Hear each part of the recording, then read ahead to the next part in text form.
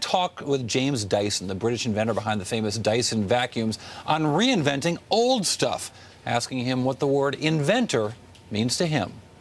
It really means I'm an engineer who's involved in research and development, developing new technology to make new and interesting products. That's what the label means to me.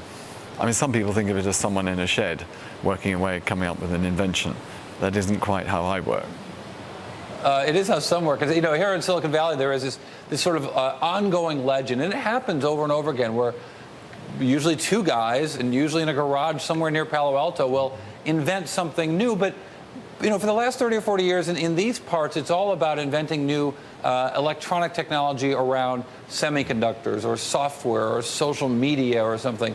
What is it about the physical element that attracts you as someone who creates things? Well, I like products, artifacts that do things better. Of course, it involves a lot of software technology and clever electronics, but it's still a thing that you can use and play with, which does something better. And a lot of Silicon Valley products are products, real things that do things better, but contain a lot of technology that perhaps you can't see. It might be software technology or electronic components. And indeed, a lot of real technology, hard technology, you can't see necessarily in a product. But what I'm about, when I'm enthused about, is a product that is a step change, that does something better that the world wants. And that's what's really important now, because technology is really the most important thing around today. And I don't mean necessarily a sort of Google-type software on the web. I don't necessarily mean that. I mean real artifacts. Because the thing is that almost any country in the world can make something. And the difference is going to be people who develop technology and turn out products that the rest of the world wants and can't make because it's patented. And that's something that's really valuable, because you can export. Speaking about the value of patents, there's of course a great battle going on about the value of patents. Google acquiring Motorola Mobility principally for the patents, battles over other patents, you know, HTC and Apple slugging it out about patents. But it's a hard story for us to tell on television. When you look at patents and their enforcement, what do you sort of see there?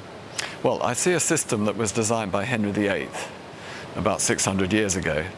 And it was quite a good system then, I think, and it lasted for 20 years. And he insisted that the patent showed everybody what you've done so they could work out how to get around it. So I think it's essentially a flawed system. We've used it, everybody's used it for the last 600 years, but it needs to change. And I think practices like patent trolling, where you go around buying up patents, other people's patents, and use them either aggressively or defensively, I think that's very bad practice. I think the whole point of a patent was to protect the person or company who developed something, put a lot of money into it, a lot of time and thought, a lot of creativity, a lot of unusual discoveries, is to protect that idea so other people can't copy it, so that they have a period of 20 years in which to commercialize their risky investment. But the enforcement of that, I mean, you look at a company like Sun Microsystems, and patented a lot of things around software that they meant to share. The company gets acquired by Oracle, and then they use those patents as a club to enforce the patents, to enforce the protection of those inventions. Isn't it also about an application of those patents and how they can be used? Well, I think if you've invented something, you have the right to exploit it for 20 years. That's what the system says. Now, this can be abused in certain situations. But I don't think in that many situations is it abused. But I think the problem is actually the other way around, that patents are too easy to get around, that it's too easy to troll and put up obstacles to someone trying to sue you for patent infringement. So I think it's easier to be a defendant of a patent than it is to be a patent holder. Now, you might say, well, you know, a monopoly is monopolistic, it's a bad thing, it's anti-competitive. I believe quite the reverse, that if you don't protect people who develop new technology and who then go on to exploit it and make products with it, if you don't protect them, you won't get people making that phenomenal investment in new technology and taking those sort of risks. Well, and the law has tended to say that about monopolies. It said that monopolies aren't bad. It's the pernicious use of a monopoly that is a bad thing. But when you're talking about individual invention, it's curious to me that you're going in, applying new technologies and patenting kind of old devices, whether it's vacuum cleaners or hand dryers. Why? Well, again, back to this thing. Like, why is it reinventing old things that attracts you?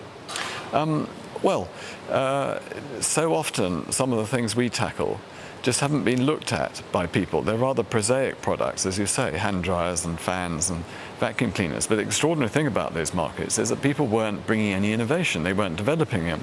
Yet millions and millions of those are sold all over the world in almost every country. They were just sort of commodities. The people who make them appeared to have no love for them, and they certainly weren't implying any research and development. So I think they're very interesting areas to go into. And their products didn't work very well either. So I think they're good areas to exploit and bring out something that's exciting. Let me ask really quickly, last question. Design seems to be really important to you. At what stage of the process, or why do you put design in such an important place in your inventions? Well, generally design is thought of how something looks. And how something looks is important. But for me, design is the whole holistic approach to the product. And so the design of it, what it's going to end up looking like, what it's going to be like to use, how long it's going to last, what materials it's made from, and you know, how it performs. That all starts right at the beginning when you develop the technology, and the shape emerges from all those inputs. So we don't have someone comes along at the end and styles it to make it look good. It looks what it looks because that's the technology in it, and we want to reflect the technology in. When you as the user see it or use it, you half or fully understand the technology that we put in it.